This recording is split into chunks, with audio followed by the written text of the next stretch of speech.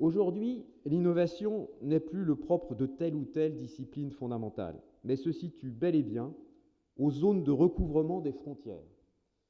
On n'innove plus en biologie, on n'innove plus en informatique, mais on innove en bioinformatique. On n'innove plus en mathématiques, on n'innove plus en médecine, mais on crée des plateformes dotées de capacités de calcul gigantesques permettant aujourd'hui de poser un diagnostic et certainement demain de prescrire le traitement aux patients. Autre réalité, nous sommes entrés dans l'ère des services, l'ère de la mesure, mais aussi de l'algorithme.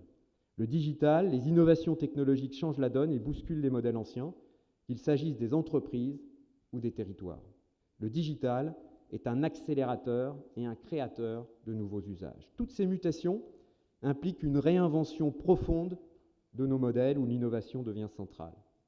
Il en découle dès lors une conviction très forte.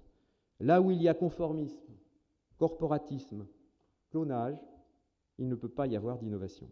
Car l'innovation est un état d'esprit. L'innovation, c'est le « et » non pas le « ou », la convergence du public et du privé, des grands groupes et des start-up, des grandes écoles et des universités. Car l'innovation, c'est aussi une posture. Comment innover lorsque nous sommes sans cesse dans une logique de précaution? Pour gagner la bataille de l'innovation, pour réussir, soyons autant audacieux que passionnés. Le succès du Grand Paris, de Paris-Île-de-France, capitale économique, implique enfin une vision et une ambition. Cette vision, cette ambition passe nécessairement par la création de valeur à long terme, la complémentarité des empreintes économiques, sociales et environnementales.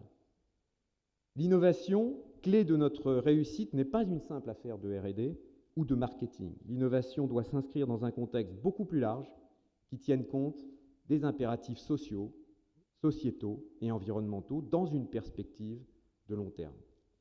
Innovons en inventant un futur plus juste et plus harmonieux.